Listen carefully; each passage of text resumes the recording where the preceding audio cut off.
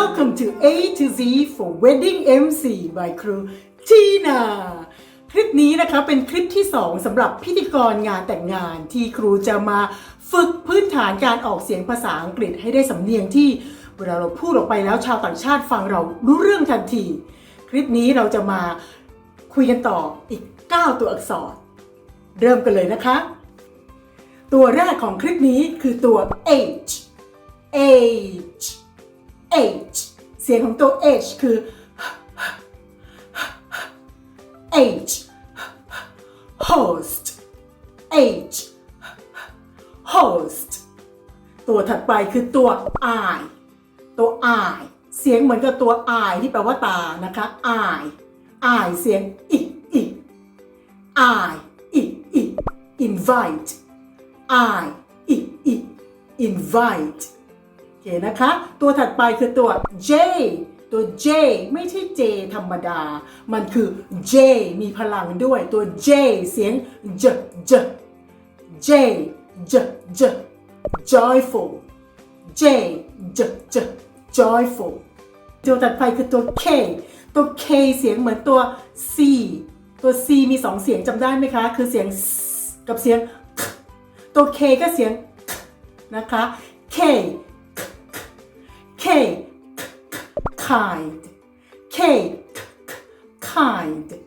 โอเคนะคะตัวถัดไปคือตัว L ตัว L เนี่ยเวลาเราพูดให้ลิ้นกระดกขึ้นไปที่เพดานของปากเรานะคะ L แต่ L เสียงL love L love โอเคนะคะตัวถัดไป M มีพลัง M เวลาพูดให้ปิดริมฝีปากด้วยนะคะ M เสียงของมันคือเหมือนอิ่มนะคะ M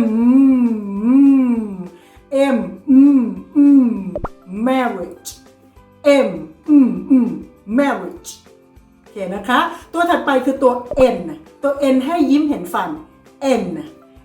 เสียงของมันคือเสียงเห็นฟันนะคะ N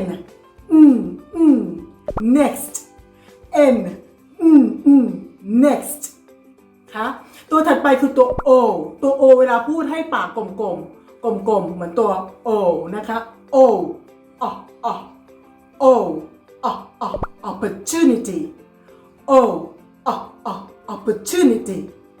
ตัวสุดท้ายของคลิปนี้นะคะตัว P เนี่ยเวลาพูดให้มีลมออกมาด้วยไม่มีพลัง P ไม่มีพลังนะคะ P parents parents คลิปที่2นี้ก็ได้กันไปแล้วนะคะอีก9ตัวอักษรสำหรับพิธีกรงานแต่งงานคลิปหน้าเรามาพูดกันอีก10ตัวอักษรนะคะจนจบจนถึงตัว Z เลยอย่าลืมนะคะว่าให้ฝึกไม่ต้องเยอะแต่ฝึกบ่อยๆนะคะแล้วเราก็จะได้สำเนียงที่คนต่างชาติฟังเราแล้วเข้าใจรู้เรื่องทันทีแล้วเจอกันกับA to Z for Wedding MC by ครูทีนา